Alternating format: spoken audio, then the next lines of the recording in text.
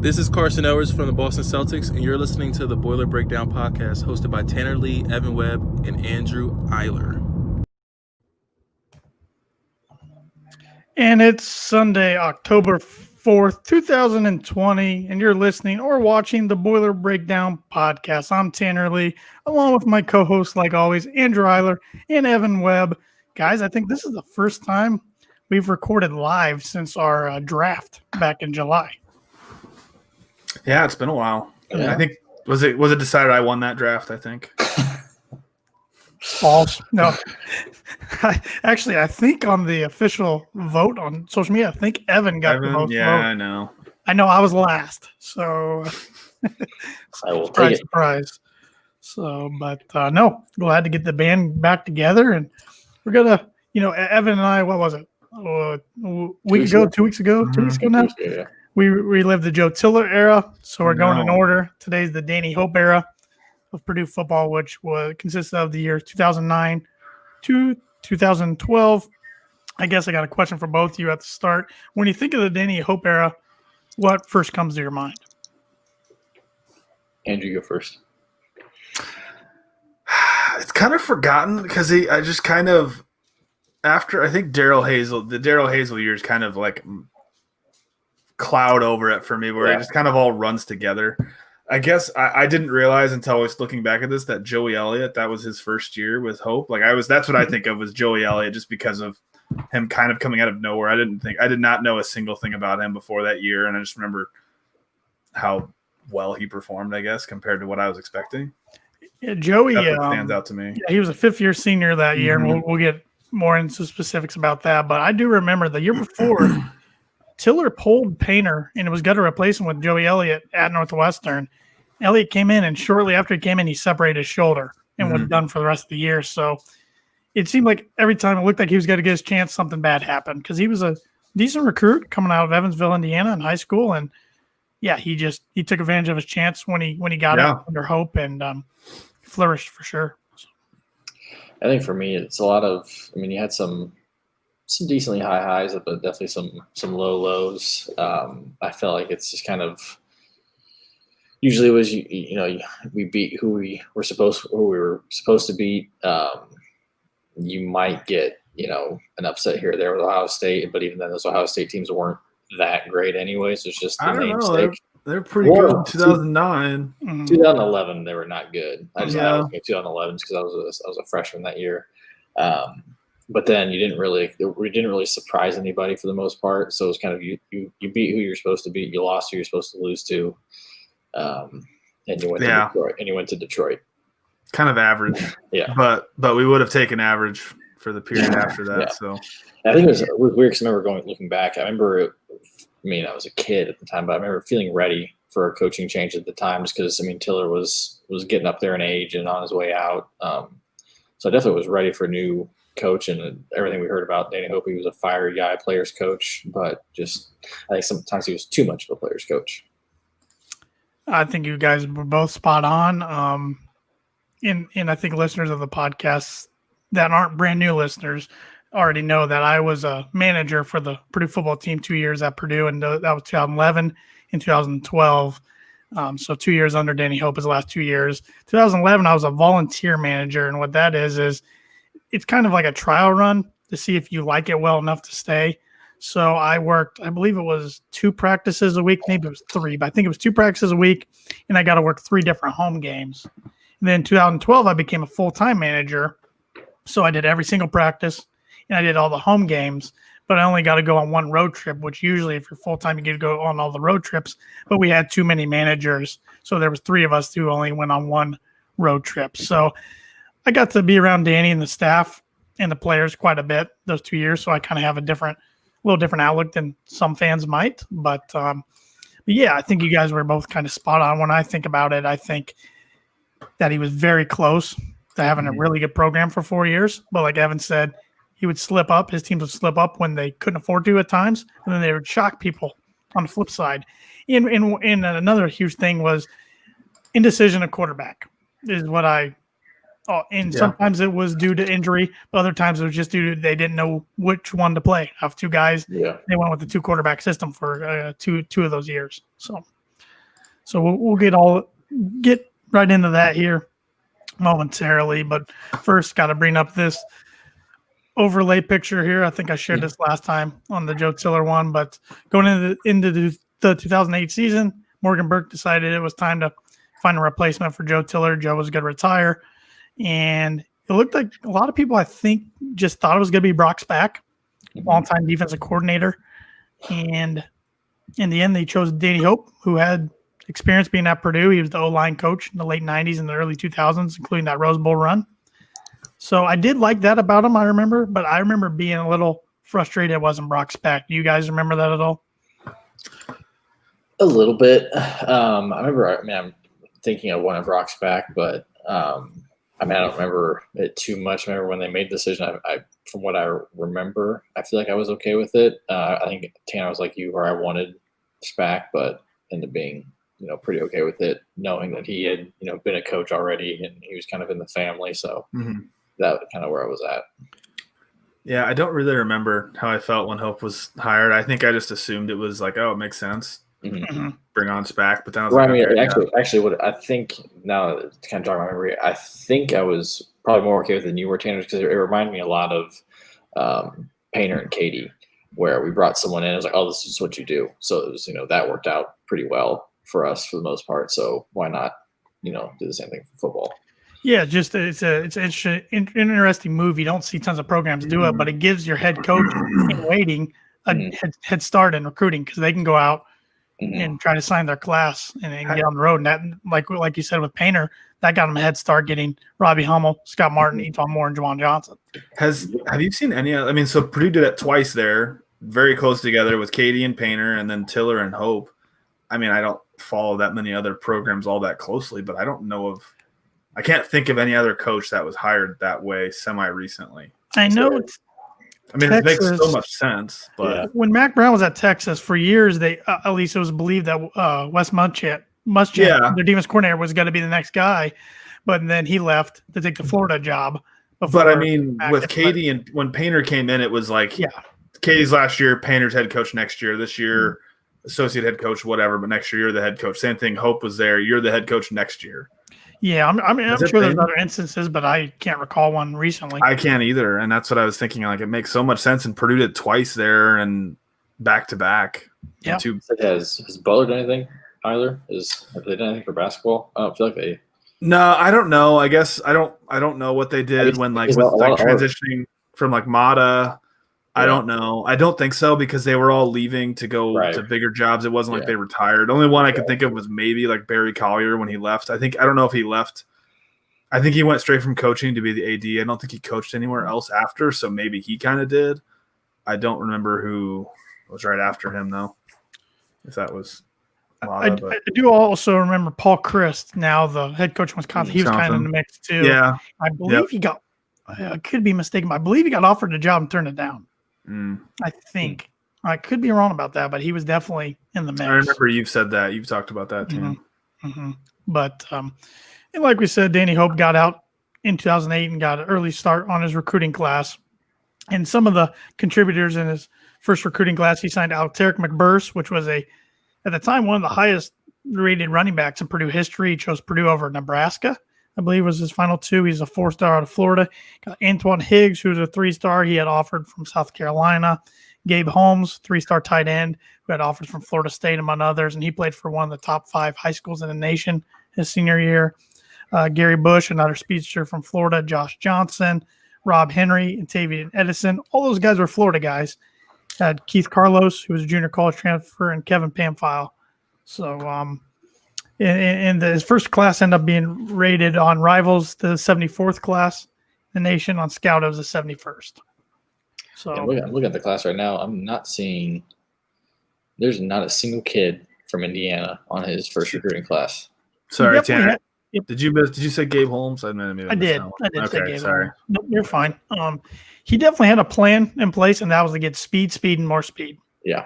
And attack Florida. That was his recruiting strategy throughout the 4 years he was at Purdue. So that never really changed. That and get as many quarterbacks as he could. Yeah, which is never really a bad thing, but we'll get into that. But going into the spring, his first spring ball, we kind of talked about this in the intro. All eyes were on Joey Elliott, as it was his team now.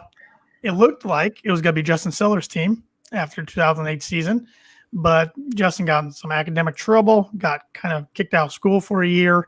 So then it became Joey Elliott's chance. He'd been waiting for this. He's behind Curtis Painter, who was a pretty good college quarterback, had a few years in the NFL there. So finally got his chance and never really looked back. I mean, he ends up starting every single game for the Boilers that year, and we didn't have a quarterback. We haven't had a quarterback. David Blau did that, I believe, in 2016. But besides that, we haven't had a quarterback do that. Yeah.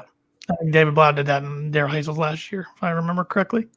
But we're going into the 2009 season. Here's a picture of the media guide. You got Danny Hope, Ryan Kerrigan, who's going to his junior year, and Mike Neal going into his senior year. Those two were kind of the big focus on the defense side of the ball. The motto around the team was one. We are one.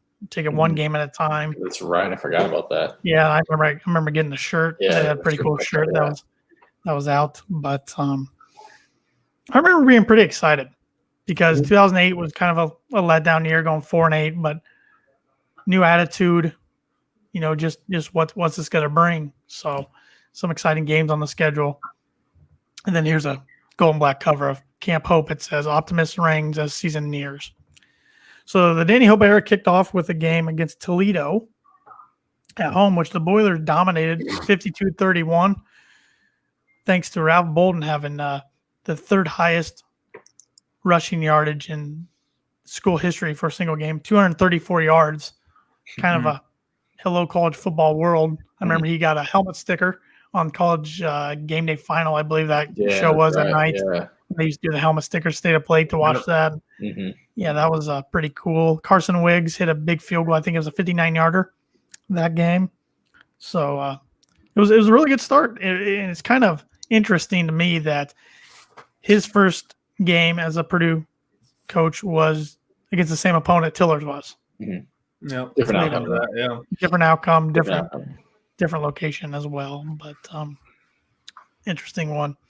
So Purdue gets off to 1-0 start, and then they go out to Oregon, who was just becoming a really good program. I mean, they weren't what they are now, but this was Chip Kelly's second game as Oregon's head coach.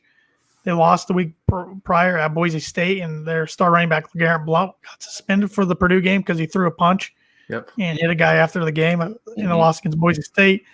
But still, Autzen Stadium is one of the loudest in college football. It's very unique with a forest literally right behind the stadium. So the echoes and cheers of the crowd bounce off and come back in. And I actually went back and watched some of this game this morning. I had not watched any of it since we watched it at your house, Evan. Yeah, for your birthday. In there in your basement. This was one of those late games, those really late starts. West Coast, And I had, I guess, falsely remembered. I thought we were in control for most of the game. While we did have the lead here and there, it was more of a back and forth game, really. I thought what I was remembering was the first half, Purdue. I don't know if they were up at halftime, but I know they'd blown some. 17 and a half. Okay, but Purdue had blown a couple up. I thought I remember Purdue was either leading and felt pretty good because they should have been.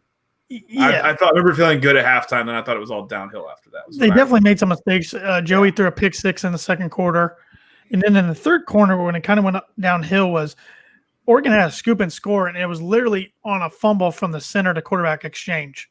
It hit Joey Elliott's hands, it fell, and somehow the ball got kicked, went directly left, like 20 yards, and Oregon scooped and scored, and it was kind of downhill from there. Oregon gets the lead, and then we score and tie it up in the fourth, but get the PAT blocked. Oregon goes back down, scores again.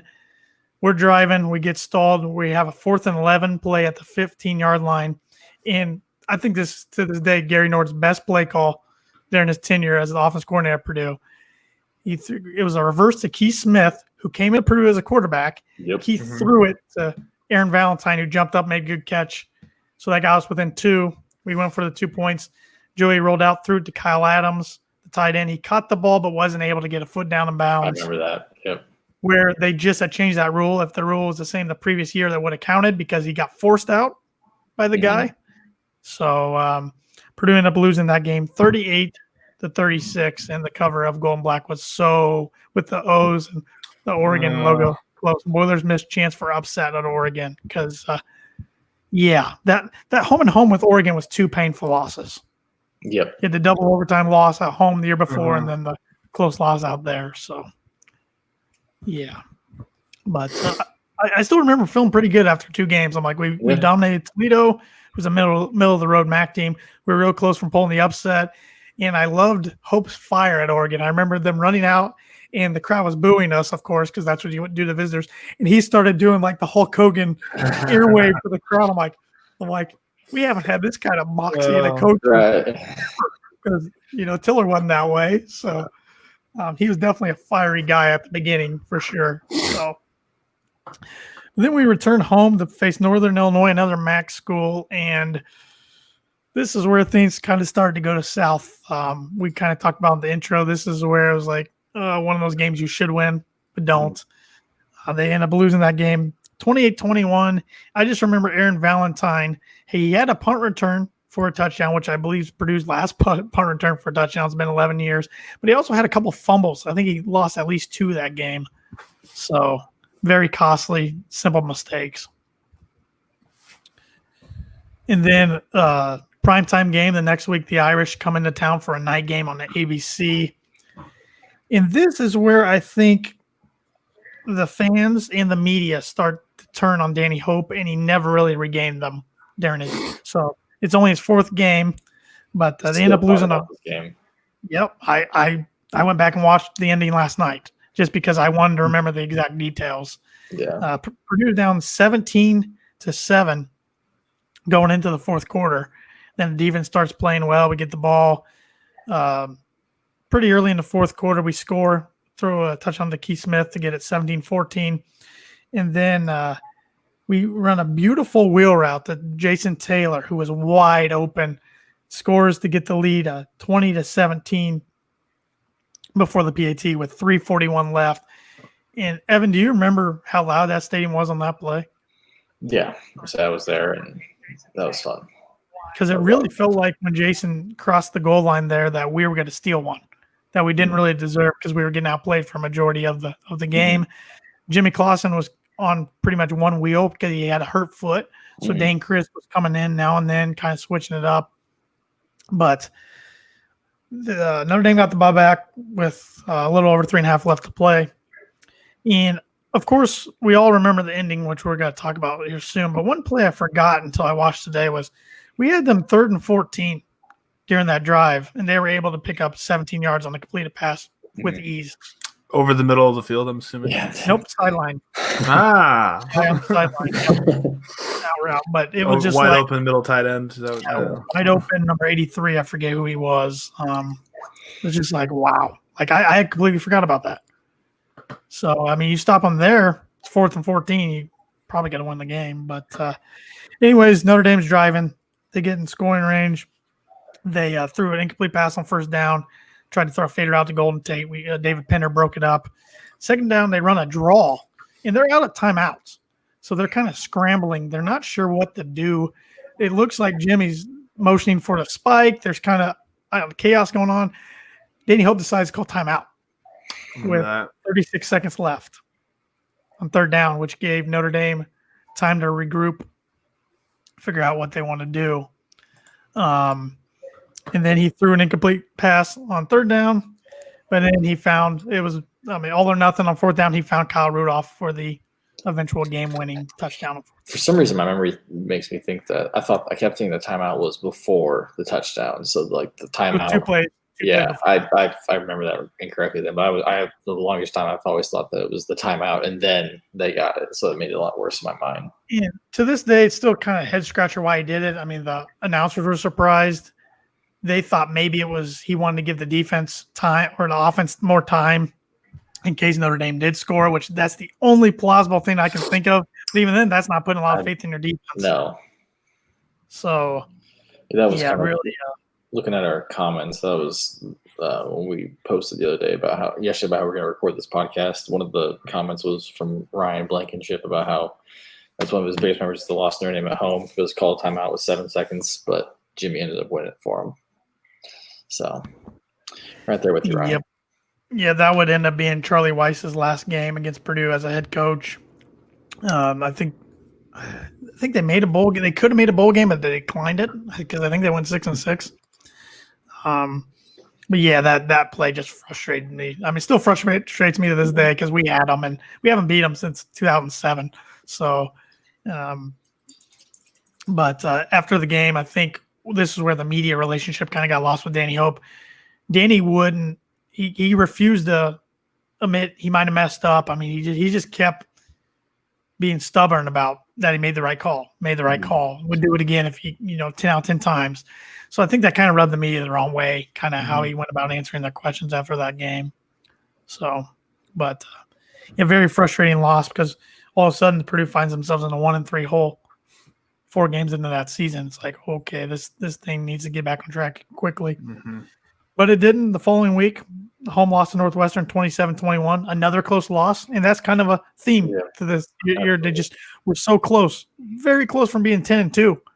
They just couldn't finish games. And then they lost at Minnesota. This was their Purdue's first trip to their new stadium, their outside stadium they play in today. This is one of the 2 games Purdue wasn't really real close to winning. They lost 35-20. I remember the only things I remember about this game, I remember them blocking one of our field goals, and I remember we had a punt that went 8 yards. Yeah, 8 yards. Don't remember the details, but I think I had to listen to that game on the radio for some reason. So, but then Purdue comes back to Ross-Ade, I think a 1-5 record, and they're welcoming the number 7 ranked in the nation Ohio State Buckeyes, who were still coached at the time by Jim Tressel. Terrell Pryor was their quarterback. This was a team that had national championship sites. And night before the game, Drew Brees texted Joey Elliott, said, "Go out there, shock the world." Mm-hmm. And that's exactly what Purdue did. 28-16. And sorry, I'm a little behind on my gold and black coverage here. There's the one against Notre Dame. And one against Northwestern. I'm guessing there was some fumble problems there. And then one of Keith Smith because he was having a really good year at that point. He's having all Big Ten year. Yeah. And then here is the cover I was trying to get to. The Notre Dame one. It says stunner. Keen's pick crucial and upset of number 7 Ohio State. Yeah, I remember Ryan Kerrigan being an absolute beast that game. I remember that as well. Yeah. He got defensive player of the week, national defensive player of the week. I think he had 3 sacks, 2 forced fumbles, maybe a fumble recovery. Mm-hmm. If I remember, he was just making Terrell Pryor's life living hell that day. But that was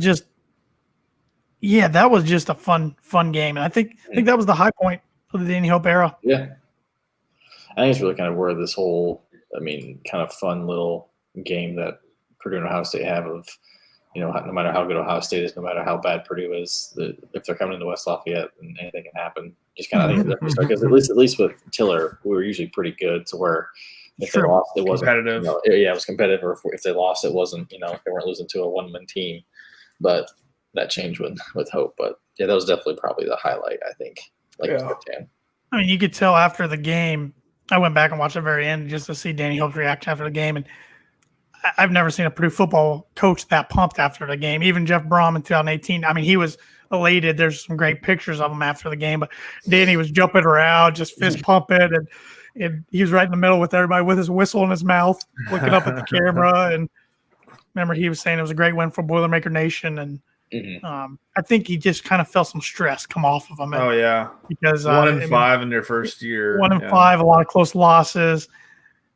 You had a timeout blunder pretty much against Notre Dame, and then you pull off a big stunner that not only was made Big Ten headlines, but national headlines. And anytime Purdue can get in the national spotlight, that's pretty fun. So then Purdue was welcoming Illinois the next week for a home game. Purdue got another win, so they're putting 2 wins in a row together, 24-14. So then all of a sudden you go from 1-5 to 3-5 with a couple games remaining, 4 games remaining. Can Purdue make a charge to make a bowl game, which would be huge if they're not making one the year before? Traveling to Madison the next week. I think we all saw this one coming. Maybe not as ugly as it was. 37-0 loss Jeez. to Wisconsin. And a trip to the big house was looming after that, where Purdue hadn't won since 1966. I was trying to think of what running back ran for 300 yards against Purdue that day. Oh, John Clay. Okay. Yeah. Yeah, that's a great question. Which one? Because they've had like 30 of them. I was going to say Monty Ball was also on that team. Yeah. Do you guys remember this game at Michigan? No. Wait. I don't think so. All I remember was being like, "Wait, Purdue's going to beat Ohio State and Michigan in the same year and finish bottom of the Big Ten still." Yeah, if you would have told any Purdue fan before 2009, "Hey, you're going to beat Ohio State and Michigan," you're thinking, "Oh my God, we're going to win." Yeah, we win 10 games. Yeah. Pasadena. Not going to finish 500 in the Big Ten. Yeah. But I do remember this game pretty well. I remember watching. I remember Purdue being down 14 and battling back. It had a lot of exciting plays. I remember they had an onside kick at one time when it was kind of Sean Payton-like. You didn't see teams pull that out without desperation at times, and a couple trick plays here and there. And they made Tate Forcier's life not fun, to say the least. And, Purdue walks away with an exciting 38-36 win, which was their first in Ann Arbor since 1966. So then you're thinking, 2 games left. Win the next 2, going bowling. Huge step for brand new coach taking over a program. But Purdue loses a heartbreaker on senior day, 40-37 to Michigan State. Yeah, I remember being really, really mad after that game. Just thinking, because I was already convinced we were going to beat Indiana. All I wanted to do was make a bowl because I thought this team had too much talent. I thought Tiller left a lot of talent with this team. And I think it shows with the close scores. This team was so close from having a really, really good season. It just didn't add up. But they did retain the bucket the next week, 38-21. Jason Taylor had a big day for his final game in a Purdue uniform. So, Jason Taylor was key to that team that year. I think a lot of people forget he got hurt the year before, so he had a red shirt because he was a 2-year junior college player. So he should have been 2007, 2008. But he got hurt in 2008 and didn't play at all. So, So Purdue finishes the season 5-7, but we're really close to being 9-3, if not 10-2. So, and then, here I got some trivia for you guys. Well, I'm not going to ask this one. I was going to ask who led Purdue in passing that year, but Giuliani had a pretty good year. 267 completions on 433 attempts, 3,026 yards, 22 touchdowns, 13 picks. So pretty good for the fifth-year senior. Absolutely. He's now works for the Indianapolis Colts. He's a scout for the Indianapolis Colts. So stayed with football for his post-collegiate career. Who led Purdue in rushing? It's got to be Ralph Bolden. Correct. Yeah. But to my surprise, Ralph did not get 1,000 yards. No. 200 carries for 935 yards, 9 touchdowns. Wow. After his first 2 weeks, you would have thought he would have got 1,000 pretty easily. Who led Purdue in receiving? It's got to be Keith Smith. Yep, Keith Smith made all Big Ten. He had 91 catches for 1,100 yards and 6 touchdowns. But there was one guy who had more receiving touchdowns. Aaron Valentine. Yep. Okay. 54 catches for 621 yards, but 7 touchdowns. Who led Purdue defense in tackles? I think the obvious choice is Kerrigan, but Jason Warner. Both good guesses. Kerrigan led them in sacks with 13, and he was named the Big Ten Defense Player of the Year and an All-American. Well, nope, that was the next year. Excuse me, but he led with 13 sacks. Yeah, that was a bad mistake. But Torrey Williams led the team with 84 tackles. That's not good. If you're a defensive back, this is your team tackles. There's kind of Joe Holland. Joe Holland on that team too. Yeah. Joe Holland would have been a sophomore on that team. So Torrey had 54 solo tackles, 84 total. Who led the team in interceptions? Brandon King. Yep, with 3.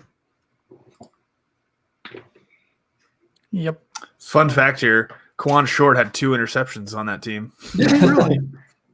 I had the stats up. I wasn't looking, I swear. He was a when you were freshman doing on it. that team. So He Kawan Short, at least is what A redshirt freshman. sportsreference.com. He had four tackles for loss. No sacks, 2 picks. Yep. all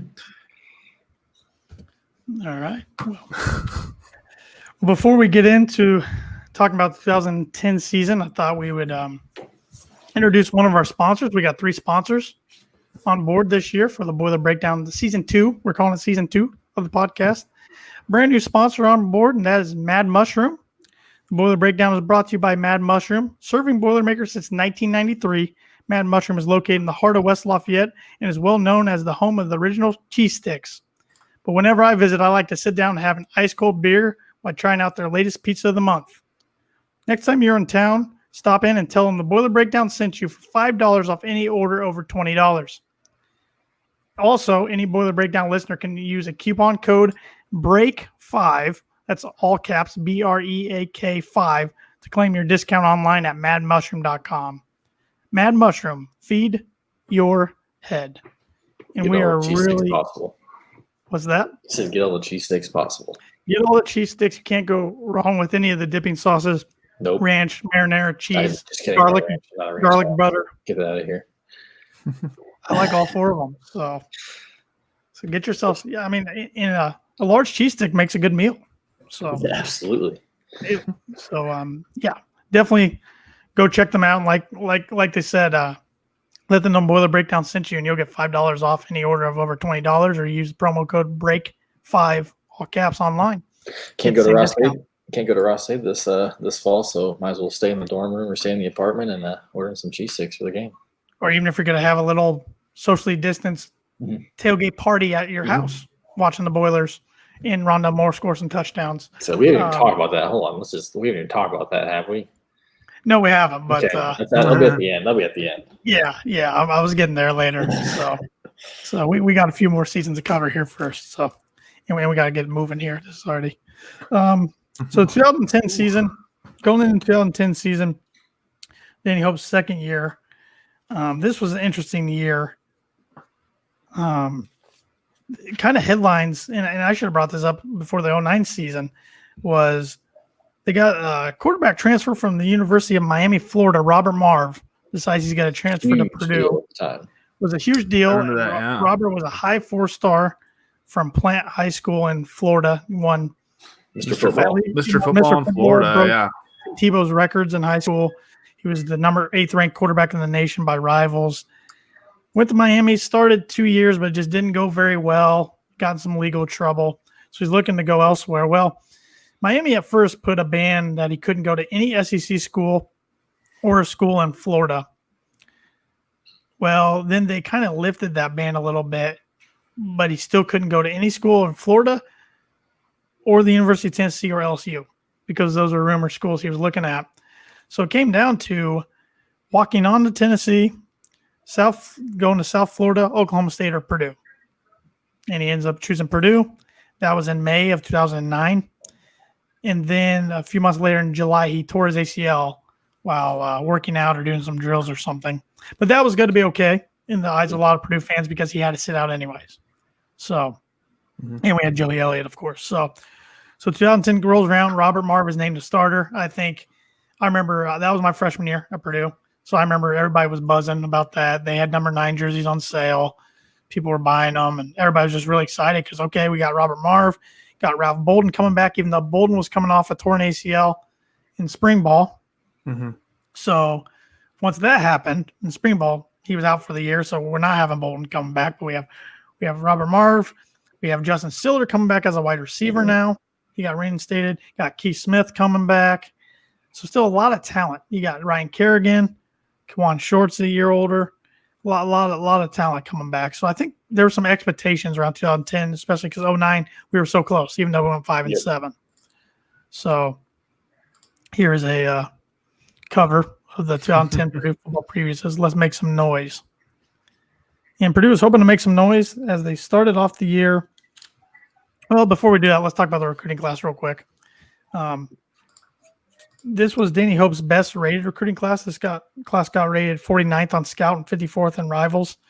Ricardo Allen was probably ended up being his best recruit of this class. He was a high 3-star from Florida, starting safety right now for the Atlanta Falcons.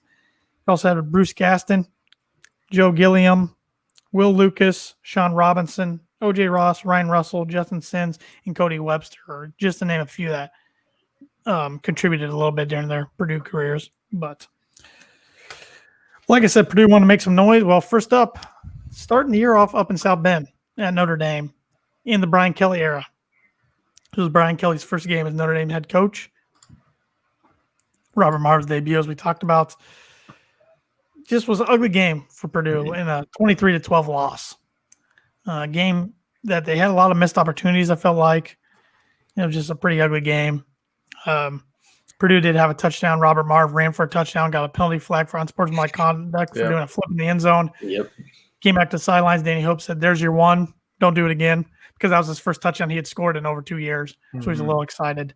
I do remember I was there at that game. That was the last time I've been to Notre Dame Stadium. And I remember early in the game, Robert scrambling a couple times running for first downs. And Dad and I looked at each other like, we haven't had a quarterback able to do that technically since Brandon Hance, really. Yeah.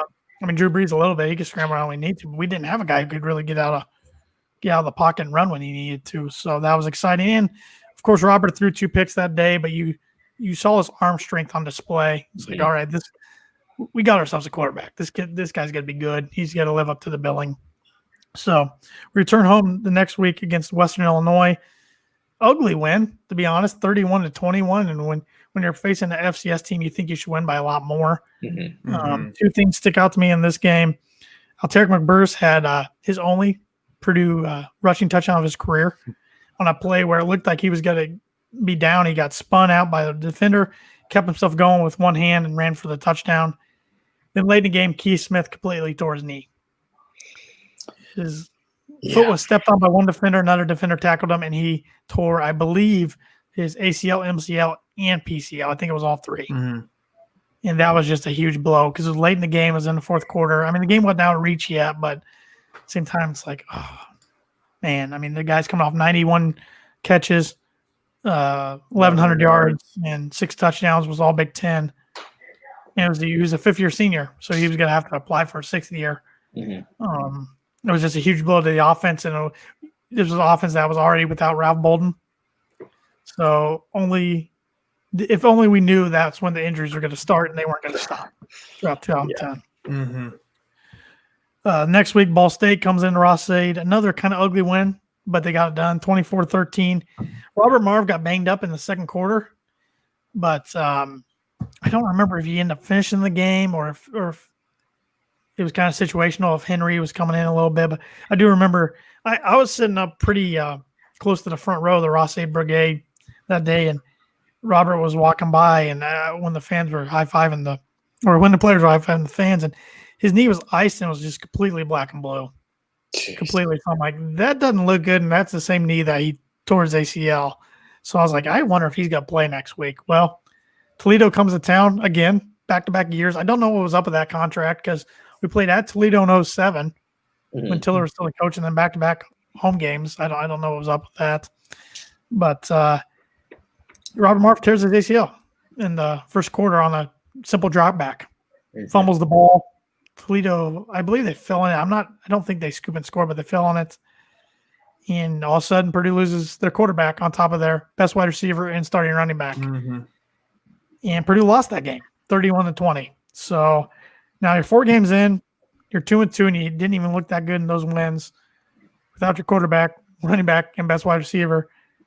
And in week 5, you're going to Northwestern, who's ranked 25th in the AP poll. And it's a night game.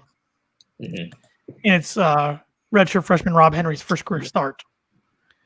But Purdue shocked the Big Ten and came out victorious 20-17.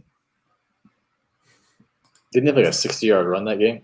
Yeah, 66-yard run. It wasn't for a touchdown, but he showed off his speed. Rob Henry's a very fast runner. And then Dan Deerkin had a very solid game. He was kind of established himself as Purdue's main running back. And he's from the Chicago, I guess, suburb area, so it's definitely, I'm sure he had a lot of friends and family there too, so it was good for him to do that. Yep, sure was. Then we returned home. This was an interesting day. around the Purdue campus, to say the least. We were hosting the Minnesota Golden Gophers. It was homecoming. It was the 10th year anniversary of the Rose Bowl team. So they were in the throwback jerseys, the helmets with the rose going through the P. And the Boilermakers were victorious, 28-17. They played well, but nobody cared who was there because news of Robbie Hummel re-tearing his ACL for the second time in a handful of months spread around like wildfire. I believe, I don't know if it was second quarter or third quarter of the game. I remember, but I know I was a senior in high school going on my college visit in Tanner. I was with you in the student section, and you got a text from someone. And then Aaron Lynch, I believe, who was doing the podcast. Yeah. He was watching the game, and I thought he was joking. Yeah. Just knowing him, but and then no. You could just see, we were in the student section, you could just see like different pockets of people who were also finding it out. And it was just, there was a good 10-minute stretch where I had no idea what was going on in the game. Like no one cared at all. No. Because of first day of practice, right? Yep. It was at the it was in the co-rec because there was volleyball or something going on in Mackey that night. So, yep, that was a brutal day. Brutal day for the Purdue Athletics, and it was too bad because the football team did get a good win, and all of a sudden they're 2-0 in the Big Ten, and they're sitting 4-2 on the season. So you're thinking, wow, they might turn this thing around.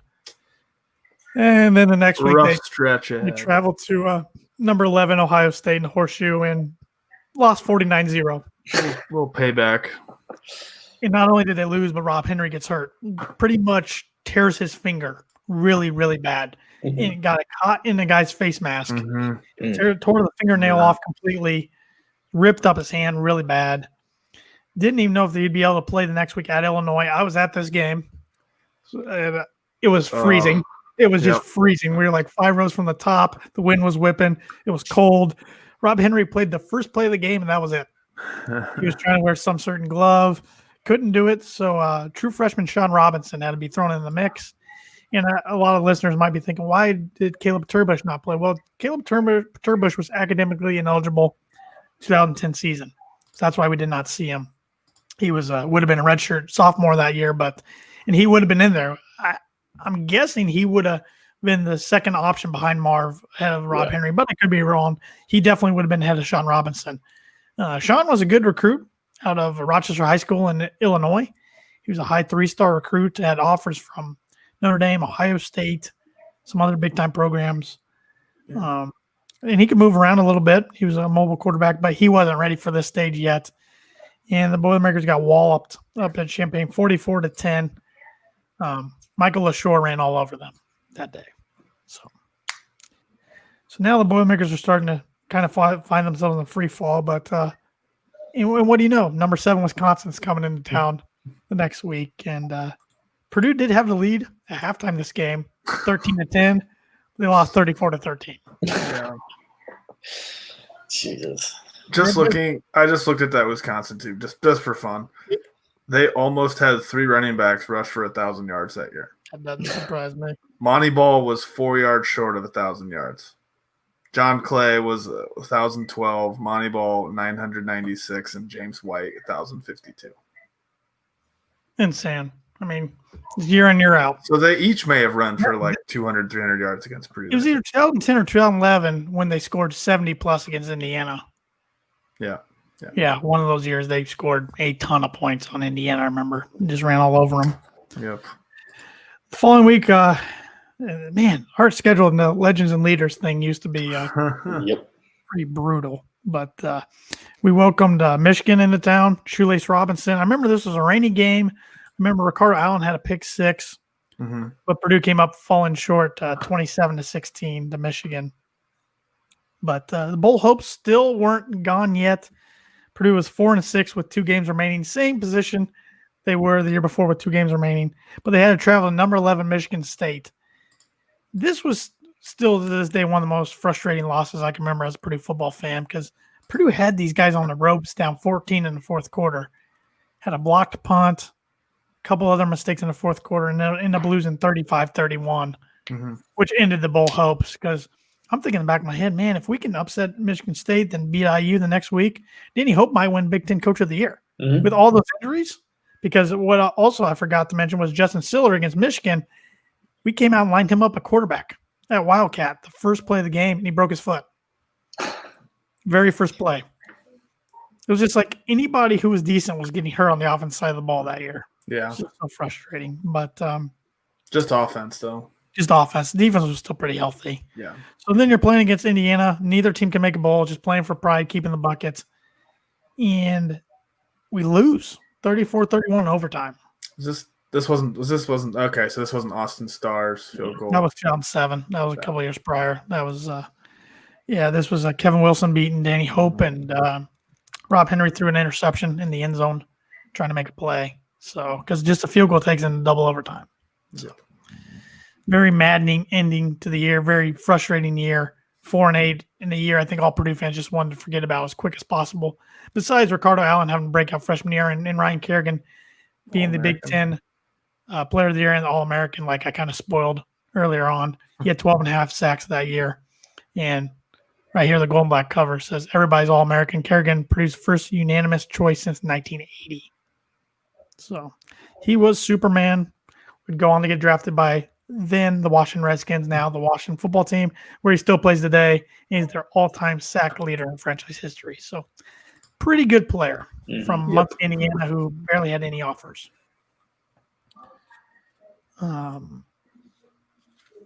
Okay, for you guys, trivia again. Who led Purdue in passing that year? Rob Henry. It's got to be Rob. It was Rob Henry. He completed 86 passes on 162 attempts, 8 touchdowns, 7 interceptions. Robert Marv was second, 67 completions for 99 yards. Forgot to write down his yardage, but he had 3 touchdowns and 4 picks. And Sean Robinson, 44 completions on 91 pass attempts, 2 touchdowns, 6 picks. Don't have his yardage down either. Who led Purdue in rushing?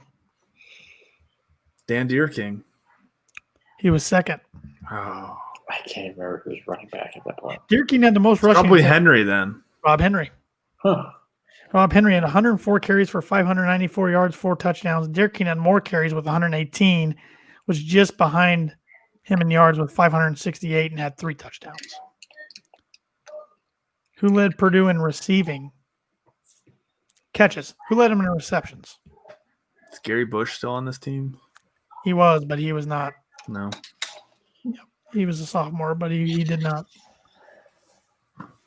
Well, we know Keith Smith was hurt. O.J. Ross. Let's say I was like, oh, too. Good guess, but no. Kyle Adams, with only Oh. 36 receptions, led the team. Yikes. Who Yeah. led in yardage, receiving yardage? O.J. Ross. Junior college guy. You both have probably forgot about this guy. He had a big game the year before at Michigan in 09. I can't even think. Cortez Smith. Oh, okay. Fair enough. Yeah, I did not. I 434 forgot yards. about him. Yeah. He was also tied for the lead in receiving touchdowns with 4 with one other guy.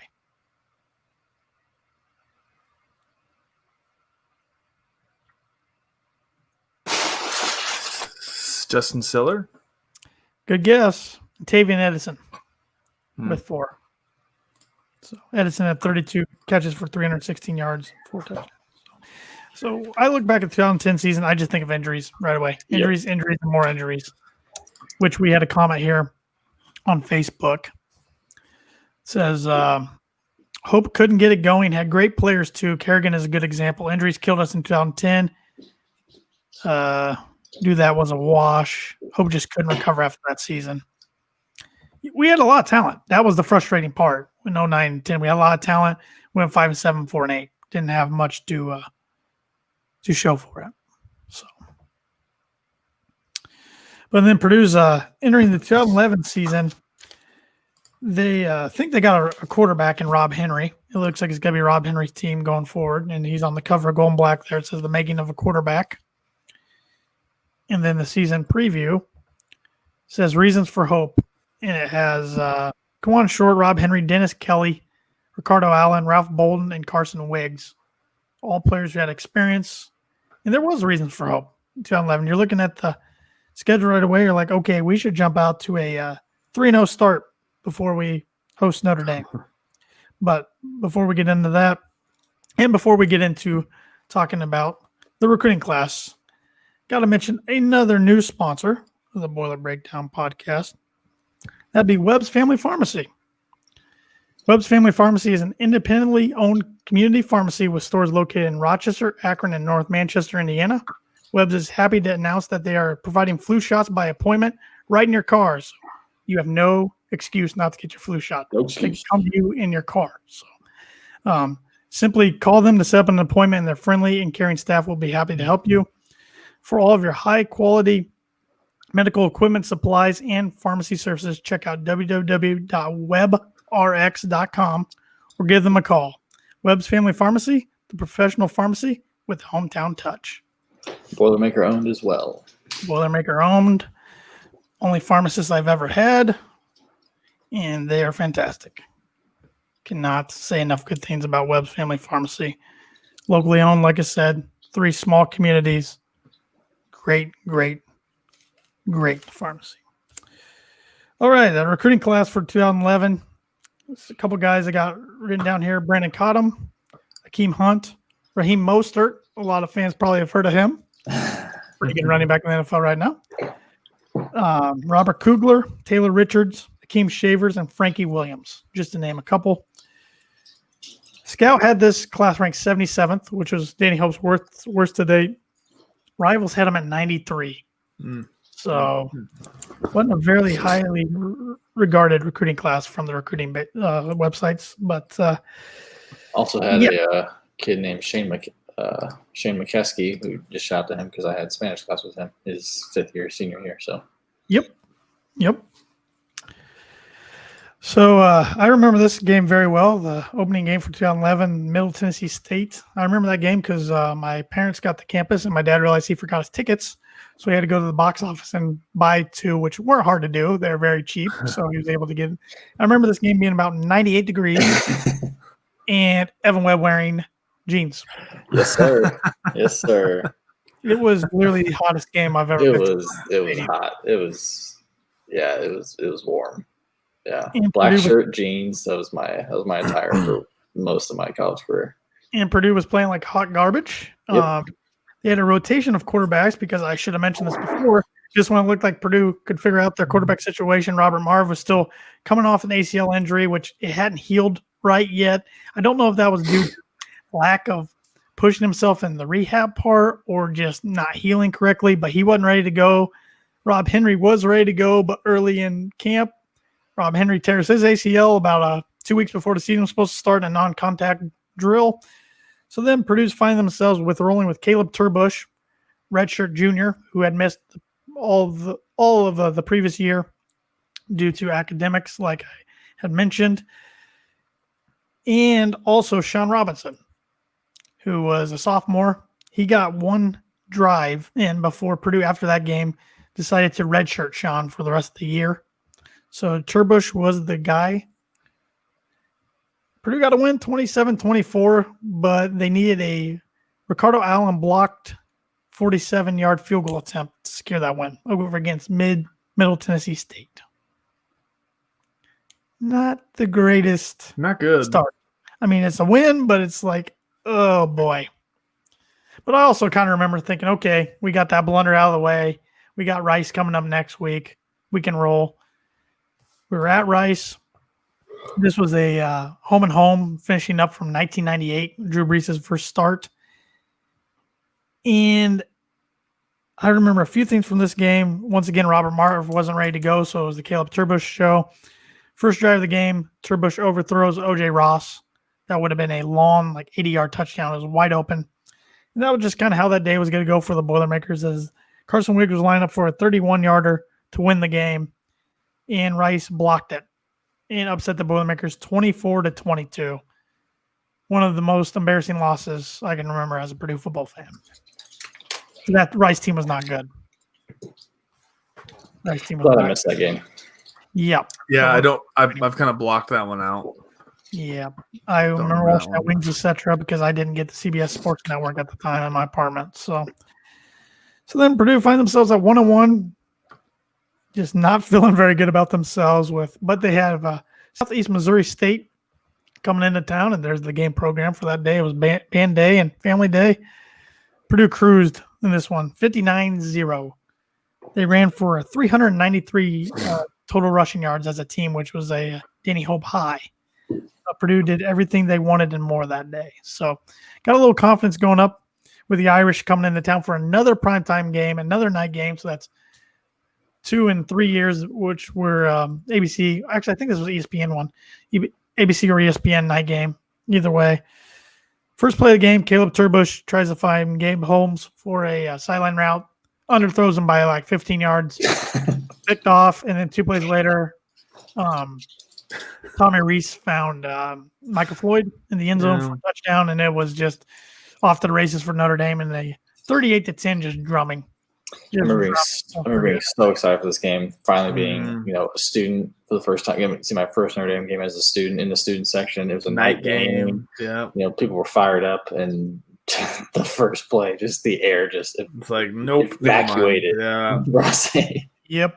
I was on the sidelines the week before against Southeast Missouri, and I actually was on the sidelines that night against Notre Dame, so I was pumped.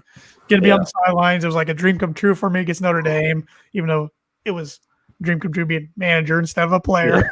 Yeah. But Did you get to run out? I can't remember. Did you get to run out? No, we were already we had already been out there before. Gotcha. But I figured I would always throw the ball around at halftime, catch punts, do things like that. So. Yeah, just ugly, like you said. I remember being right on that sideline right there, and the ball just being it was just a bad start. And Purdue just recovered. They couldn't get anything going. Notre Dame was clearly the better team. Oh, yeah. Whooped them, and there's a cover of that program with Tavian Edison on the cover. So then Purdue finds themselves at 2-2. Got Minnesota the following week, which I think it was the homecoming game. It might not have been homecoming, but I know it was fall break. It was really because I actually sat with my parents that game, because the games I wasn't on the sideline, I still had to sit in the student section. Mm-hmm. But that game I sat with my parents, and Purdue routed them 45-17. And Ricardo Allen having a pick 6. So start off conference play 1-0, heading to Happy Valley the next week, which never is a friendly place for Purdue to play. And lost actually a really good game, 23-18. I remember being frustrated because this is kind of where the quarterback carousel kind of started, because Robert Marv returned against Southeast Missouri State after missing the Middle Tennessee and Rice games. And then we started getting against Notre Dame. They pulled Turbush in the second half. Marv came in, but then Hope was saying after the game, Turbush is still the guy because he's staying within the offense, and Robert's getting outside the offense and making too much happen, which Robert Marv goes on Twitter saying, I don't know how it's coming out of the offense. I don't know how you can put that on me. So already some little discussion happening. I do remember against Notre Dame, fans yelling at Danny Hope to put in Robert Marv, and it was really hard to hear because the other players are right there, and it's like, oh my God, like this is getting embarrassing. This is getting like cringeworthy. Mm-hmm. But so I remember Robert throwing a really bad pick at Penn State across his body one time. That was kind of right before half. It was a momentum killer, and Purdue lost a close one, in which was Purdue's final matchup against Joe Paterno.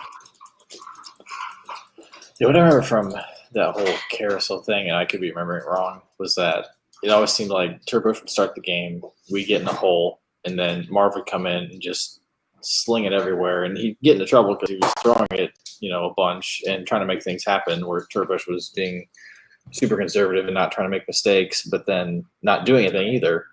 And then Marv comes in and just lets it fly, and there were some mistakes made, and then he gets blamed for those mistakes. It's like, well, if he didn't have to come in when we're down 2-3 scores and air it out, then you wouldn't be in the situation. Exactly right, and I saw him practice all the time. Yeah. It was the same thing. It was like we all just kind of wondered, why is Robert not getting a chance? Because a lot of days he was out playing Turbush in practice. It just didn't make a lot of sense. I just felt like Gary Nord liked Caleb, or Turbo, as he called him, just a lot better. So I don't know. He was definitely the safer option of the two, so to speak. Yeah. Then Purdue would return home to face number 23 Illinois, who was undefeated at the time. And the Boilers got a surprising win, 21-14. And this was the only game of the season, besides those first 2 weeks, that Robert Marv did not see any action. This was probably Caleb Turbush's best game in a Purdue uniform. It was that day. So then we traveled up to Michigan. This game was an ABC nationally televised game. Don't know why. This is number 17 Michigan. 36-14. Loss at Michigan. Not much more to say than that. So then next week we had to go to number 19 Wisconsin, another ABC game. I think it was regionally televised, 62-17, drumming. So now you're games in the near future. Yeah, exactly. So now you're sitting there thinking, okay, here we go again. We're going to slide. We're not going to make a bowl for the third straight year. Like, is Hope's job in jeopardy? Those questions are starting to come out. Welcoming the Buckeyes to West Lafayette the next week. Purdue comes out with a dramatic 26-23 overtime win over the Buckeyes. Like you mentioned earlier, Evan, this was not a Jim Tressel coach team because Jim Tressel was let go. This was a Luke Fickell coach team, who's now the coach at Cincinnati, doing really well. But he was the interim coach that year for them. This was a Ohio State team that I think went 7-6 on the season. Yeah, they weren't even ranked when they came 6 in. and 7, maybe. Yeah, they were not ranked. So a game that saw Robert Marv come in relief. Turbush was struggling, so they put Marv in. Marv started making some exciting plays happen. But just when you think he's leading Purdue for a game-winning drive, he throws a boneheaded interception trying to target O.J. Ross.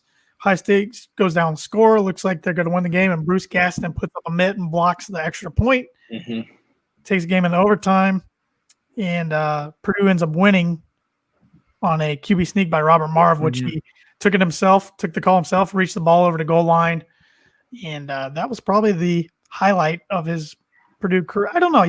When we talk about the next season, 2012, we can kind of debate, but that was probably the highlight moment, I guess, of his career. And the fans rushed the field, including Evan and I. Yeah, I remember before I think it was before that play, or I don't remember exactly what the timeline of it, but I remember, Tanner, you and I both kind of talking to each other like, hey, if we win this game, we are not rushing. Yeah, this is embarrassing. We're not doing this. Do that. And then in the excitement of everything, plus we were like, I think it's like second or third row. Yeah, You just had like 30 rows of people just pushing on you. And we're like, I guess we're going. So, we had no other option. We were going to get trampled. Yeah, but it was fun. So we were out there. So now Purdue's right back in the driver's seat to possibly make a bowl. They just need one win in the last two games. Got Iowa coming to town on Senior Day. Andrew, I remember you were at this game because I remember you stayed with me that weekend. Yep. You and a friend of the podcast, Josh and J.M. Munt. I just remember this being an ugly game, which I feel like Purdue could have won and lost 31-21. And I vaguely remember a weird play towards the end of the game when Marv was scrambling, diving for the pylon. Got absolutely blinded. Yeah. Fumbled and hit the pylon. Looked like he was over the goal line, but they called it a touchback. I remember that. Yep. And I thought he was concussed when he came to the sidelines, and he might have been because the coaches grabbed him and he just looked out of it. He didn't even look like he really knew where he was. And I remember Danny Hope he or one of his coaches got a penalty for cussing at the refs. It got really ugly after that hit for a little bit. I think there was a fight in that game at one point. So it's really ugly. Purdue loses. So then the Bloomington's on the line the next week. If we want to go bowling, we have to win. And it's to get the bucket back, which luckily, at least in this time frame, we didn't have to say too many times. Purdue got to win 33-25. I don't remember a bunch about that game besides Josh Johnson sealing it with an interception late. So. Yeah, that IU team went 1-11. FYI. Oh, okay, did not know. See, I couldn't told you that. So, Purdue goes 6-6. They're going bowling. Weren't sure what bowl they. Wilson team, wasn't it? Yep. Wow. Yep. They were 0-8 in the Big Ten. They're let's see. Who's their quarterback? They had two. They had Edward Wright Baker and Trey Roberson. Oh, I remember Roberson. And Dusty Keel played a little bit. Yeah. So we get sent to Detroit for a bowl game, which we did. Western Michigan, which wasn't the most exciting, but it was a short trip for Purdue fans they could make, and it's our first bowl game since 2007, which was also in Detroit.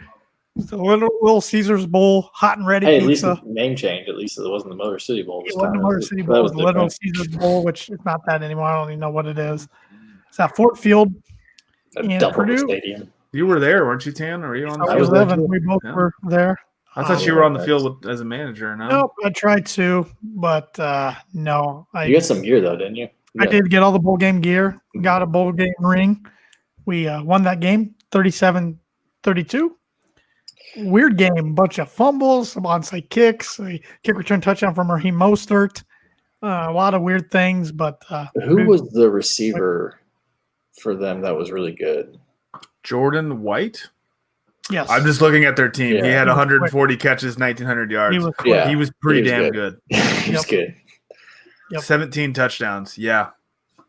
That was a few years before Boat Boy PJ Fleck got the That's West what I Coast. was. That's what I was more curious. I was like, that was He before wasn't there Fleck, yet. right? Yeah, Bill Cubitt. Interesting note: Boat Boy was one of Daryl Hazel's 9 wins at Purdue. He did beat PJ Fleck Yeah. Nice. when he's at Western Michigan.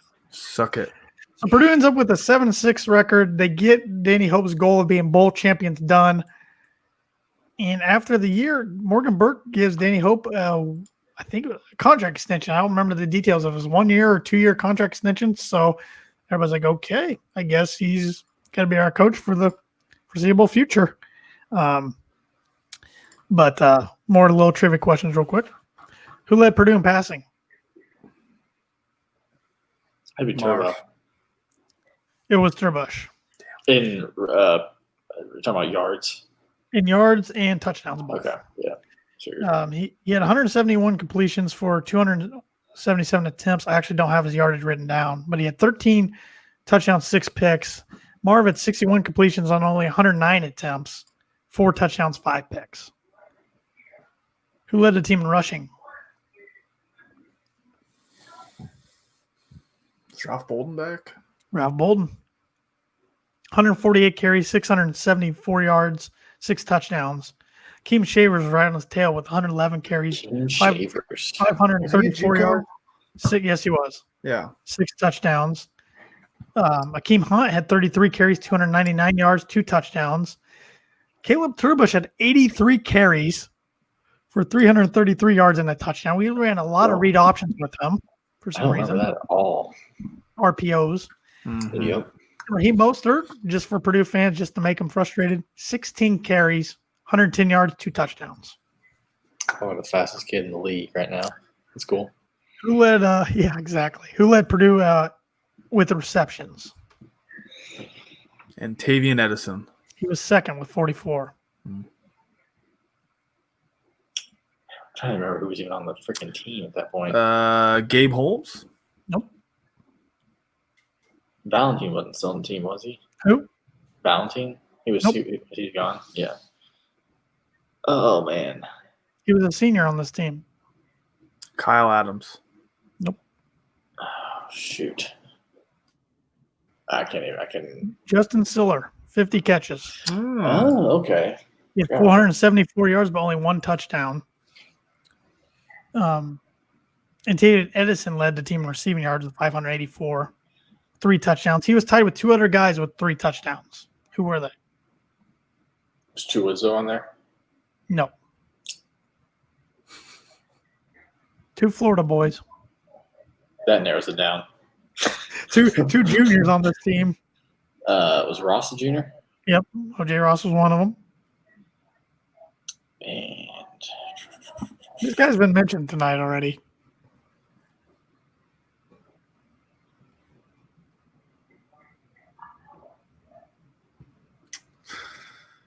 I can't think of any other Florida wide receivers. OJ Ross was only one. Gary Bush. Gary Bush. wow. Since I said him earlier. All right, and real quick on defense tackles. Oh man. This guy Beckford. Dwayne Beckford. had good guess. Same position. This guy had 52 solos and 94 total. What was Beckford's position again? Linebacker. Joe Holland. Joe Holland. Yep. Okay. Who led him in sacks? K1? Yep. 6.5. Yeah. Who led him in picks? Ricardo. 3 picks, 1 touchdown. That's right, because I remember so through 2 years he had 3 pick sixes, because that was his sophomore year, right? Yeah, he Yeah. was on fire with picks through 2 years. So, and before we get into talking about the last year of the Danny Hope era in 2012, I want to mention the third and final sponsor for season 2 of the Boiler Breakdown podcast, and they are our returning sponsor from last year. That's Schroff Landscaping Nurseries. For all your landscaping needs, give them a call at 574-223-2769. Doing a lot of fall cleanup right now. I notice my leaves are already coming down. My yard's looking like trash. So I probably need to give them a call and get some stuff treated before next year pops up. I need to do a lot with my landscaping. Same. On being a single bachelor, my landscaping is not up to par. So I definitely need to give them a call at 574-223-2769. And we thank them for being a recurring sponsor of the Boiler Breakdown. Okay, so This recruiting class they have 26 commitments for 2012. yes, and I forgot to show a few images here. Here was the senior day program against Iowa with Kurt Littenberg on the cover, and then he had the seniors, Joe Holland, Dennis Kelly, and Albert Evans before the Little Caesars. And then here's a picture of Danny Hope being bowl champions, beating Western Michigan. When did we that program? Remind me. When did we get the jersey change? Was it that year or was it the year before? That year. Okay. Yes, good catch. That year, I forgot about that. They got the flyware, the neck, and everything. The NFL Had the numbers that remind me of the Steelers logos and. Yes, but you were talking about the recruiting class, Evan. Gosh, I forgot about it. This was Danny Hope's best ranked recruiting class. It was 51st on Scout, but 32nd by rivals. It included Danny Anthrop, Austin Appleby, Anthony Brown, Carlos Carvajal, who was a 4-star tight end who had an offer from Alabama, Paul Griggs, Jason King, BJ Knopf, Jordan Roos, Ryan Watson, just to name a couple. Did you get Appleby in there? I didn't hear that. Yeah, Okay, yes, my bad. He's right there on the program up top left there. Was this year Randy Gregory was supposed to be in there, or was that last year? I don't know what year that was. Yeah. I thought I remember seeing him. The one, how he was supposed to come and then was ineligible and then ended up at Nebraska. And now is semi in the NFL, semi suspended. Yeah.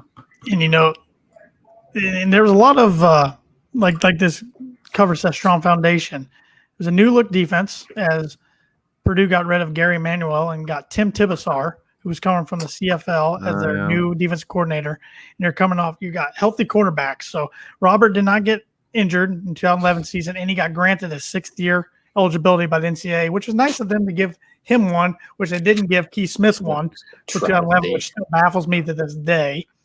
So you got healthy QBs, you got veteran special teams, you got a lot of experience. You're coming off a bowl victory. You got the best recruiting class. So it's time to go. This is your 4th year. This is your team. It's time to prove what they're about.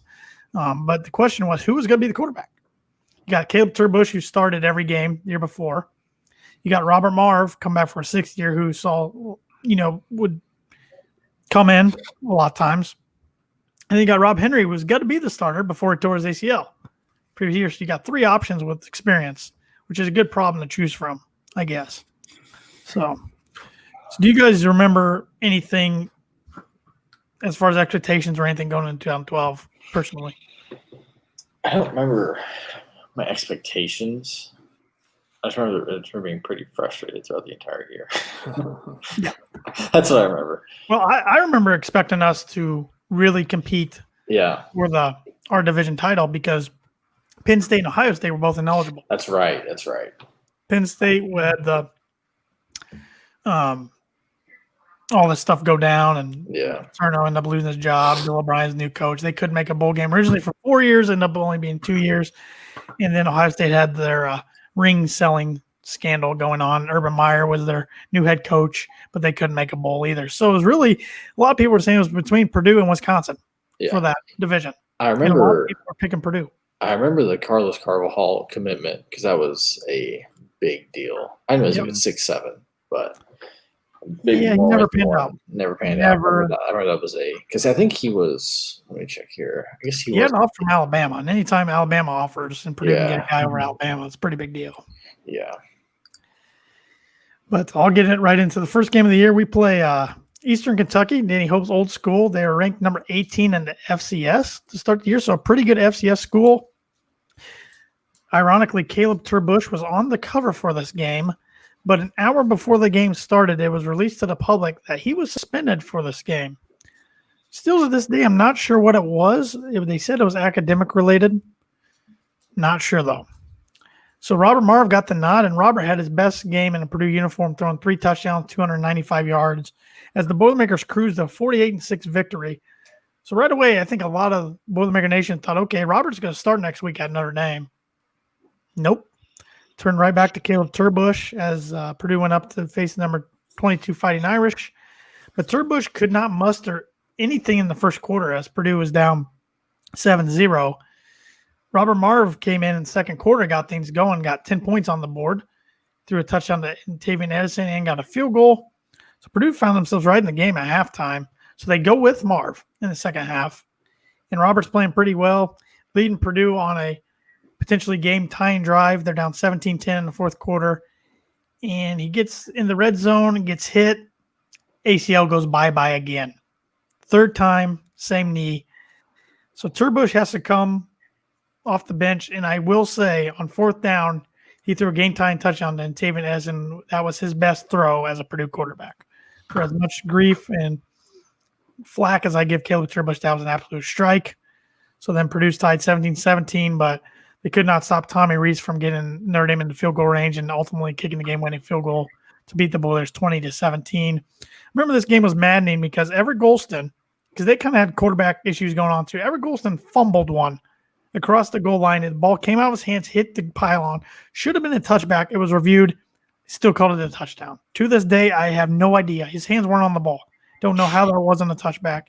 And then on the game-winning drive, it should have been delay a game on Notre Dame. Tommy Rees had 0 on the clock for a good 2 seconds before the ball was snapped, and the refs never called anything. So I just remember those two. I wasn't at this game, but yeah, just remember that being maddening because I was so confident in how the team was practicing that week. I told my dad, I'll be shocked if we don't go in there and win. Mm-hmm. And we went in there and fought our tails off and came up short. So frustrating. Hoping up 0-4 against Notre Dame, and 2 of them he really was close to having. Mm-hmm. The other 2, not even close. But then we return home against Eastern Michigan, torch them 54-16. Then we had a really fun shootout with Marshall the next week, 51-41. They had a really good quarterback. Forget his first name. His last name was Cato. He could put up some numbers in the MAC, and I think we pick sixed him like 3 times that day, though. It was crazy. Josh Johnson had a pick 6. Ricardo Allen had a pick 6. I think Feichert picked him off once. But going into Big Ten play the next week, Michigan at home, campus was kind of buzzing because Purdue was off a 3-1 start, and not only that, but they put up 48 points, 54, and 51 points. Mm-hmm. Maybe not the best competition, but the offense was proving they could score some points. And we're playing Michigan. It was a huge game, but yet it was the darn fall break. I actually remember this because I was living in Wiley at the time, and I lived right across the hall from my RA, and he's like, hey, Big Ten Network wants to do some special on talk to students or whatever, and they asked if they could come to my dorm room and talk to us, and they came. It was pretty cool. Yeah, I mean, Purdue was trying to make it a big deal. They were really trying to sell it out, but unfortunately it was fall break, so a lot of students didn't stick around. Mm-hmm. And I remember being so pumped the night before after practice on Friday, driving back to my apartment. Kurt Herbstreit was on ESPN radio, and he picked Purdue. He said, I think Purdue's not only going to win their division, they're going to win the Big Ten and go to Pasadena. And I just was like, oh my God. We're going to be back. Like, everybody's starting to pick us to win the division. He thought we were going to beat Michigan. Everybody's feeling really good because we looked good. Even in the loss to Notre Dame, we looked pretty good. And Shoelace did whatever he wanted in a 44-13 just beat down. It's like, here we go again. And just like the previous 3 years, you get Wisconsin the next week. What a prize. Monty Ball ran all over us, 38-14 in a rainy game. So we're starting to see a trend develop where Purdue's not only getting beat, they're getting smacked big time. And that's starting to be a concern with A.D. Morgan Burke, as Purdue's not even being competitive against the big boys. Next up, a trip to the Horseshoe to face number 7 Ohio State. Oh boy, this one's going to get me mad. Watched the ending of this game last night. Why? I want to get the details. It's still one of my top 3 most frustrating Purdue losses as a football fan. I remember slamming my fists into the floor of Wiley. I think it was room like 208 or something like that because I was irate at this game. Would you guys say this was the most devastating loss of the Danny Hill era? Or was it 09 Notre Dame? Ooh. I'd argue to say Notre Dame just because it is Notre Dame and he's beat Ohio State. Twice. This is at the Horseshoe against Urban. Right. Number 17 in the country. Yeah. We had them. And I will go on record. I think if Danny wins this game, he is Purdue's coach in 2013. Yeah. I won't say if he would have won Notre Dame and still lost the rest. I don't think so, but I think if he would have won this Ohio State game on the road on ABC, yeah, I think he would have been. Well, Purdue ends up losing a heartbreaker 29-22 in overtime. Kareem Hunt has a kick return touchdown, but Landon Feicher picks off the ball up 8 points with 2 minutes and 40 seconds left. All Purdue's got to do is get a first down. The game's over. Mm-hmm. I think Ohio State has 2 timeouts left, maybe 1. Well, first play, Purdue gets out there. It's a false start, and Brandon caught him. Then they lose 4 yards, 2nd and 14. Long story short, they had to punt the ball. So Ohio State gets the ball at their own 39-yard line. No timeouts, 47 seconds left. Who was the quarterback at the time? It was Guyton was his last name. Yeah. Braxton Miller had been knocked out of the game. Yeah, exactly. Yeah. I forget his first name. He's a backup quarterback. I remember. Yeah. And so Kenny Guyton. Okay, so one play later, after being at the 39, their own 39, they're on our own 22. Guy was wide open. By the time we caught him, he was at the 22-yard line. We force him into a 3rd down. They end up scoring. And then comes a 2-point conversion, but I had no confidence we were going to stop him at this point. Jeff Hireman wide open, flick it to him, catches it, overtime. Ohio State gets the ball first. They score within 3 plays. Then we get the ball, couldn't muster up anything. 4 downs later, we're walking out Columbus with a devastating loss. Yep. Another example of a backup quarterback coming in and beating us. Uh-huh. Yep. After a promising start of 3-1, Purdue drops their next 3 to be 3-4 at that point. Then they're traveling to Minnesota the next week to get drummed, 44-28, which saw Robert Marv take over in the second half. Mm-hmm. And it was his team from then on, the rest of the season. But after that game, I don't want to say for certain, but there was pretty good talk going around inside the program that Danny was told he's going to be let go after that game. Even though there's 4 games left. After the Minnesota game? Yeah. I remember that being talked about with the managers pretty well. I could be wrong, but that was the big rumor going around. And you could tell the vibe of the players, they were just done. They weren't believing anymore, even though Penn State was coming into town. And it was another national game. It was like a 3:30 start. Purdue had more 3:30 starts that year than they ever have, ever. I don't understand. They just kept getting them 3:30 starts. But welcoming Penn State in, got drummed 34-9. Couldn't do anything. 3 field goals. Couldn't muster up anything. And there was a rumor that Morgan Burke and Danny Hope got in a shouting match after this game. Don't know if that was true or not.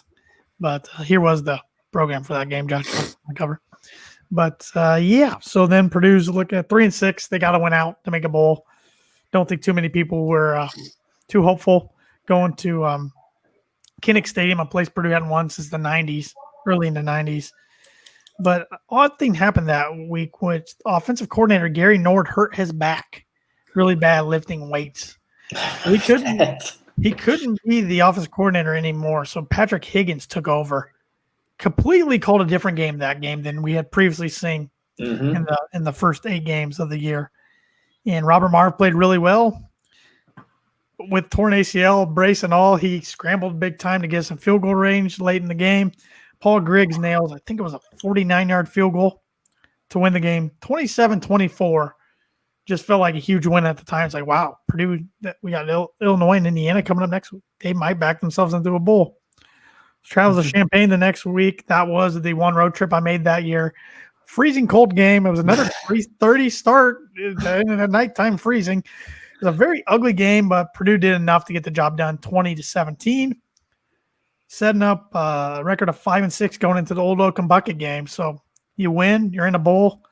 And Purdue's offense played really well, dominating the Hoosiers 56-35 in what ended up being Danny Hope's last game. And the players knew it, and they carried him off on their shoulders after that game. And it's a pretty emotional day around the program.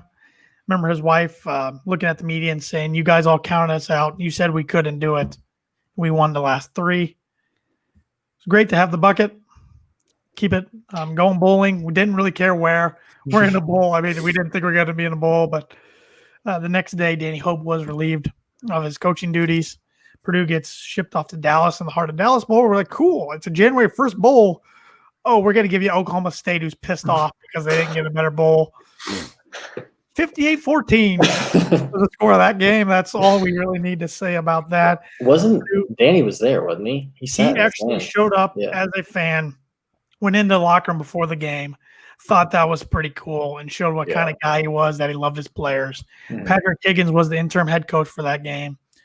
Daryl Hazel was also at that game, who had been named the head coach at that time, coming off a 10-2 year at Kent State, 2 years coaching experience. We are going to do a Daryl Hazel podcast next. Might have to break out the alcohol for that. BYOB on that one. But, my God. Should be a pretty short one. Yes, that ended the Danny Hope era at Purdue. Who led Purdue in passing that year? Robert Marv had the most touchdowns and the most yardage. He completed 166 passes on 253 attempts for 1,734 yards, 15 touchdowns, only 5 picks. That was a problem he had previous years at Purdue, was throwing more picks than touchdowns. Caleb Turbush was 108 completions on 189 attempts, 1,150 yards, 12 touchdowns, 8 picks. Rob Henry, 21 for 38, 216 yards, 3 touchdowns, and 1 pick. Who led the Boilers in rushing? Akeem Hunt. He was 4th in carries and 2nd in yardage. He had 42 carries for 335 yards and 2 touchdowns. I can't think of anybody else. I mean, I can't even think he was on the team at that point. Akeem Shavers had 181 carries for 871 yards and 6 touchdowns. All I remember is the quarterbacks that year. Yeah. Ralph Bolden, senior still year, on that team. He's not even on the team anymore. 54 carries for 325 yards, but he never scored. Yeah. Looked like he was going to score at Illinois, and he pulled his hammy at the 5-yard line. Felt awful for him. Caleb Turbush had 49 carries for 63 yards. I don't remember him being that quick. I always thought I was. Well, what was fast? How many? 49 carries for how many yards? 63 that year. Yeah, there you go. Because he got a yard. He was done. Yeah. Rob Henry had 28 carries for 74 yards and touchdown. Oh, our old buddy Raheem Mostert, 16 carries for 85 yards and a touchdown. So he wasn't a wide receiver yet. For 2 years at Purdue, he had 32 carries. And how many carries did Turbush have in one season? Well, he had 49, 12, and 11. He had 83. Oh, man. Who led Purdue in receiving that year? This is when Gary Bush. This is when the receivers really. Gary Bush was third in both receptions and yards with 41 receptions, 360 yards, but he was second in touchdowns with 7. This one guy led him in receptions, yardage, and touchdowns. He was a senior on this team. O.J. Ross. He was second with 56 catches, 454 yards, and 2 touchdowns. Keith Carlos. He was gone by this time. Yeah. We have talked about this guy during this episode a couple times. He was a pretty solid wide receiver at Purdue, really, for everything. Is Antavian Edison still there? Did he lead them every freaking year of his career? 58 receptions for 652 yards and 8 touchdowns. Was he like their leading receiver for 3 straight years? He was up there. He was always up in the top 3 or 4. Yeah. The defense, who led this team in tackles? Someone tells me like Ricardo. Feitzer. Landon Feitzer with 80 tackles, okay, 54 yeah. solo. Who led him in interceptions? Ricardo. Card only had one interception that year, but it was for a touchdown. Josh Johnson. Nope. Feitzer. Yep, with 4. Wow. Who led him in sacks? Bruce Gaston. Nope. The guy was a senior on this team. K1. Yep, was 7. Oh, God. He was so Ryan on the Russell team. had 4, right behind him at 4. So I thought Les was first year without him. yeah, a lot of interesting memories to look back on. Like I said, and I got to pull up. We had a comment on Instagram last night from Kyle Smith, who played for Joe Tiller as a defensive back and was a 3-year GA under Danny Hope. And he said, worked for Danny Hope for 3 years. Best boss I ever had. The lower on the tandem pole, totem pole, you were, the better he treated you and looked out for you.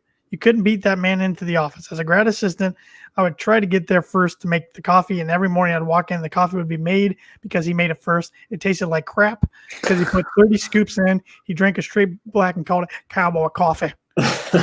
True to his character, I'd run through a wall for that guy still to this day. And I think that you will hear a lot of the players that played for him say that because they truly loved the guy, and they were truly pissed off when he got fired. I remember when they brought Hazel in and all the players had to meet him. A lot of them just didn't want to. Of course, they were going to because I was going to be the next coach. Except the seniors on the team, they didn't really have to because they weren't going to play for him. But I remember a lot of guys just not happy.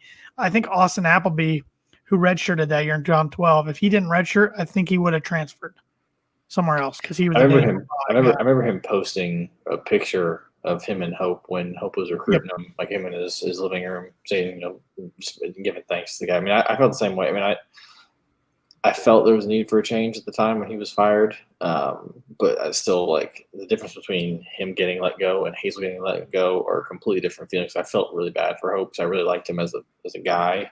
You just felt like we could do so much more, which ended up being completely wrong at the time. But Morgan Burke in the press conference said that he enjoyed working with Danny for the 10 years they had worked together when he was assistant and when he was head coach. So this wasn't an easy decision to make or a fun one.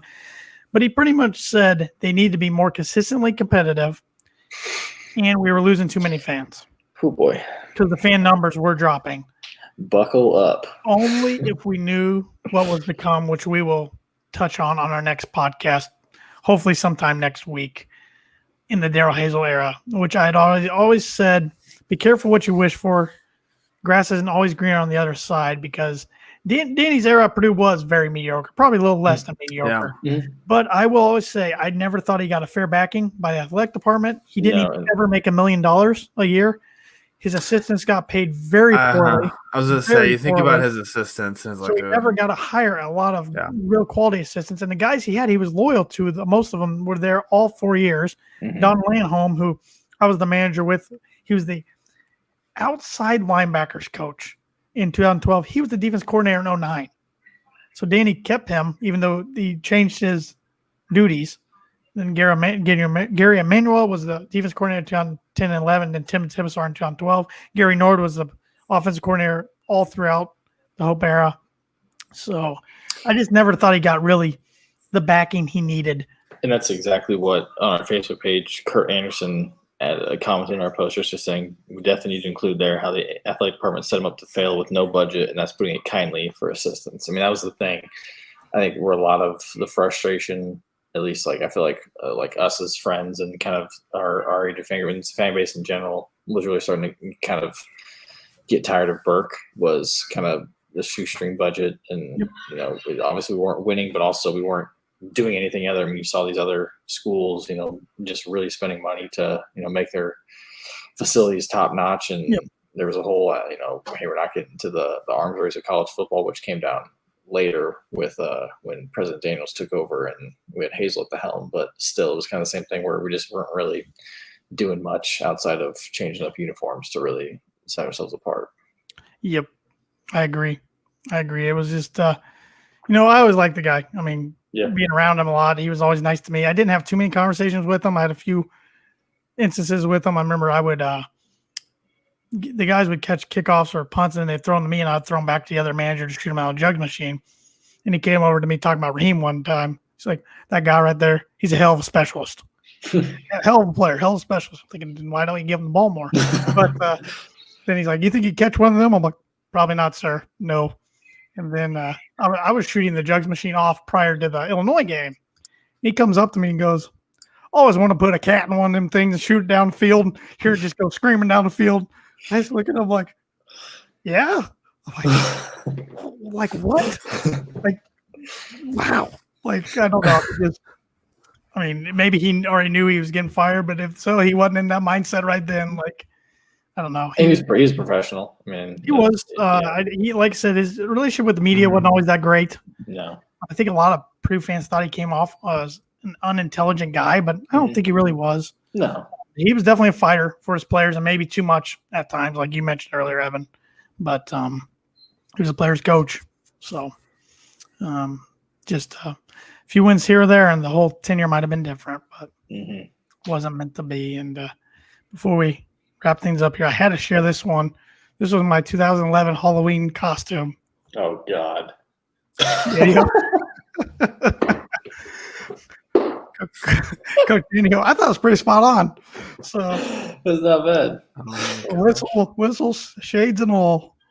So that was a fun night going around, and that's Coach Hope that night. So he is not in football anymore. After that, he had a brief stint at South Florida, where he was the offensive line coach and co-offensive coordinator. And then he was offensive line coach again at Eastern Kentucky, which was interesting because he was the head coach before he came to Purdue there. But yeah, he's not, as far as I know, back in the college football coaching world. So any wrap-up thoughts?